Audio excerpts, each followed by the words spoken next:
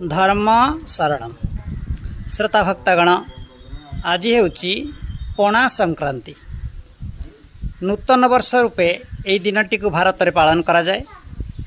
पणा संक्रांति बोली कह जाए कहीं ना नूतन वर्ष रे नूतन जिनिस ग्रहण करवा। नूतन कहले पणा जो अमृत सदृश जिनिस को पणा बोली कह जाए। अमृत को नहीं प्रणाम करा जाए। अमृत शब्द क्यों?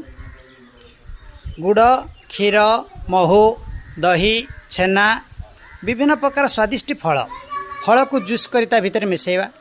से चीनी पकेबा नहीं, चीनी पणा करी पकेबा नहीं।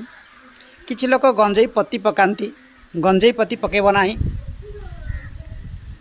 फल जूस करी जेकोसी स्वादिष्ट फल अच्छी फल को जूस कर। क्षीर, दही, गुड़ गुड़ हल्का मीठ दब, बेसी मीठ कर नहीं। ताकू जूस करी पीवा। जदि किसी गंजेई कथा कौच से गोटे जस्टी मधु को भी गंजेई कही से पत्रटा पकेले पेटर ठंडा अंश आसे, ताकू किसी दब।